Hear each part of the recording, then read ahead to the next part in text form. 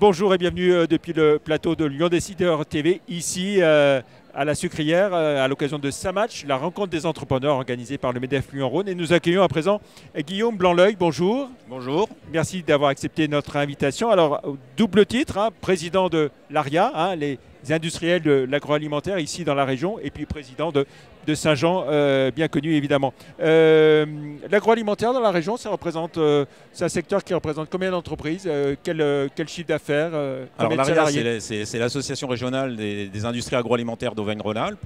C'est environ 10 000 salariés. C'est une des premières industries de la région. Et au niveau du collectif d'entrepreneurs engagés, on est 120 entrepreneurs à l'ARIA qui travaillons sur des problématiques telles que la souveraineté alimentaire, la réindustrialisation et voilà, dans le but de faire progresser l'ensemble de notre industrie et de notre branche. Voilà, c'est une région qui est très diversifiée, on va dire, avec à la fois des grands groupes de l'agroalimentaire, mais aussi des belles ETI, des PME, Voilà, des entreprises familiales.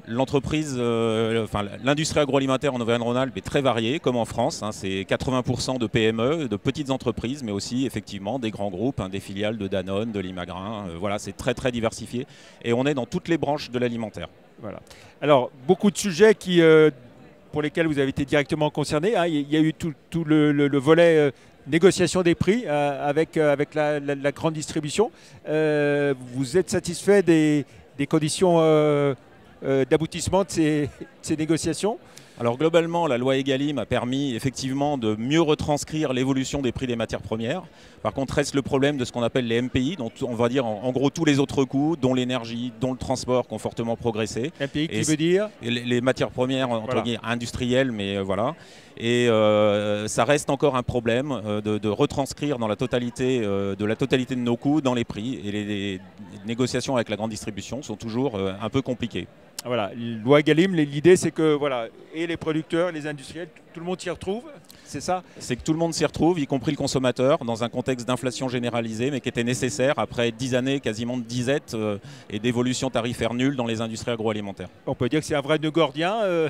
Oui, c'est une obligation légale et en même temps c'était une nécessité pour nos entreprises pour retrouver de la rentabilité et des possibilités de se développer à l'avenir. Voilà, alors quand vous entendez le ministre de l'économie qui dit qu'il va falloir rouvrir les négociations dès lors qu'il y a des prix qui commencent à baisser, qu'est-ce que vous répondez? Le principal enjeu, ça reste la souveraineté alimentaire et la réindustrialisation.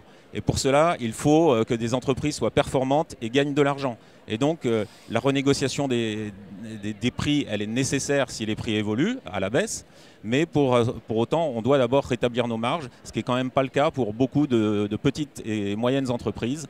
Et donc c'est vraiment le point principal, tout en n'oubliant pas l'objectif gouvernemental, souveraineté alimentaire et réindustrialisation.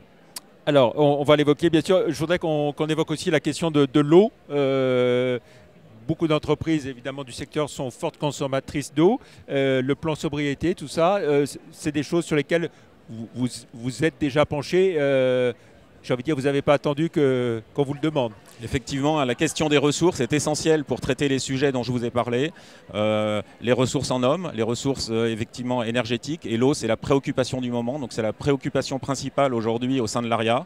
Et on travaille d'abord pour divulguer des bonnes pratiques de sobriété auprès de nos membres et auprès de toute l'industrie agroalimentaire. Et en même temps, on travaille avec le gouvernement sur les projets de demain et entre autres la modification de la loi et la possibilité de réutiliser les eaux usées de manière à pouvoir faire des économies substantielles dans les années à venir.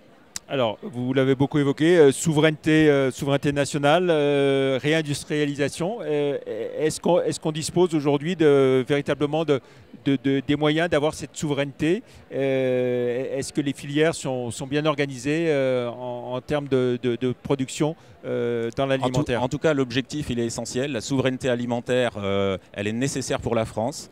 C'est même un enjeu mondial très très fort, au-delà de beaucoup d'autres enjeux. Et en tout cas, au sein de nos organisations, l'ANIA au niveau national, l'ARIA au niveau régional, on travaille ces sujets de manière à regagner des parts de marché et à faire en sorte que l'ensemble de nos filières soient compétitives au niveau national, mais au niveau international.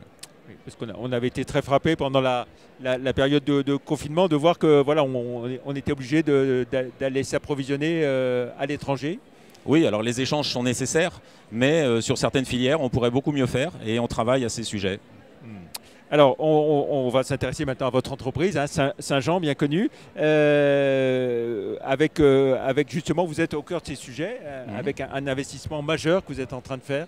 Voilà, on est d'une certaine manière un exemple de la réindustrialisation avec 80 millions d'investissements hein, sur une entreprise qui a fait l'année dernière 105 millions d'euros de chiffre d'affaires. Donc c'est très très très important et ça nous permet de préparer l'avenir dans tous les sujets. À la fois aussi on traite au travers de cet agrandissement pas simplement des problèmes capacitaires mais aussi des problématiques de RSE avec des consommations d'énergie qui vont baisser fortement, un impact environnemental qui va être diminué fortement pour l'ensemble de nos activités. Donc et puis un projet social aussi pour les salariés avec un nouveau siège social. Donc c'est vraiment un projet complet et qui nous permet d'envisager l'avenir dans les meilleures conditions. Alors on va rappeler Saint-Jean, donc c'est à la fois des pâtes, des quenelles, des... Saint-Jean, on est le leader... Rappelez-nous, il y a des marques grand public, hein, alors, et puis des marques grand public, Saint-Jean et Royan pour la restauration. On est aussi très présent dans le bio depuis 1993, c'est 20% de notre activité. Et puis on a aussi 2 spécialités régionales qui sont un peu notre ADN, on est leader mondial de la raviole et de la quenelle.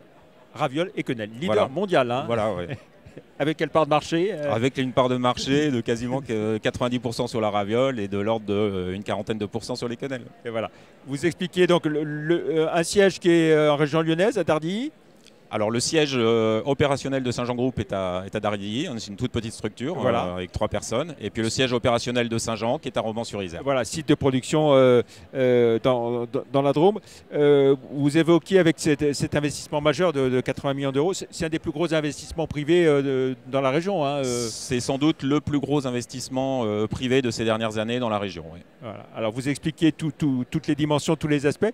En termes d'environnement, vous disiez réduction des consommations énergétiques. Un exemple concret, depuis qu'on a mis en route les nouvelles installations de froid, on a 50% de surface en plus sur le site de Romans aujourd'hui et on consomme 10% d'électricité en moins pour la totalité du site. Donc c'est une vraie amélioration liée à tous les investissements et toutes les nouvelles technologies qu'on a pu mettre en place sur ce site. Voilà. Et sur la dimension sociale, vous disiez aussi la dimension RSE. Sociale, on va avoir un nouveau siège social, donc des locaux sociaux qui seront vraiment au top pour pouvoir accueillir nos salariés de demain. Et l'emploi et l'attractivité, c'est un vrai enjeu. Et on pense qu'aujourd'hui, il faut mettre de l'argent pour pouvoir offrir les meilleures conditions à nos salariés.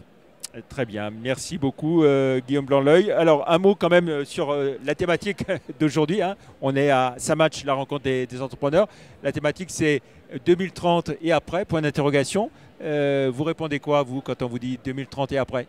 En tout cas, quand je vois cette problématique, déjà l'intérêt de cette réunion, c'est de pouvoir se rencontrer, de trouver des indications inspirantes pour l'avenir pour nos entreprises et puis en même temps d'échanger aussi avec nos pairs parce qu'ils font bien comprendre ce qui fait l'ADN et les attentes aujourd'hui de tout le monde pour pouvoir se projeter dans l'avenir. Et donc au travers de ces rencontres, j'attends de pouvoir s'inspirer. Quand on voit Jean-Marc Jancovici ou Geoffroy Roux de Bézieux, c'est intéressant de voir quelle vision portent ces grands noms du contexte français sur tout un tas de domaines, environnemental, social, politique, et puis aussi de rencontrer des étudiants et des jeunes. Ça nous permet aussi de comprendre les attentes de nos futurs citoyens et entrepreneurs de demain. Donc là aussi, c'est très challengeant et très intéressant, quoi. Vous évoquez les jeunes. J'imagine que le secteur de l'agroalimentaire recrute, que Saint-Jean recrute. Tous les secteurs recrutent, mais aujourd'hui aussi particulièrement le secteur de l'agroalimentaire. Chez Saint-Jean, on a même créé notre école de formation dédiée pour l'instant sur les métiers de la maintenance, mais on souhaite à terme l'élargir sur d'autres types de métiers et c'est un vrai enjeu. L'attractivité des métiers, le recrutement, la mobilité, voilà, ce sont des sujets sur lesquels on travaille. Très bien. Merci beaucoup Guillaume Blanc-L'Oeil, président de l'ARIA, président de Saint-Jean. Hein, on l'a bien entendu, leader mondial des quenelles et des ravioles. Merci beaucoup d'être venu sur le plateau de Lyon Décideur. Merci, au revoir. Merci beaucoup, au revoir.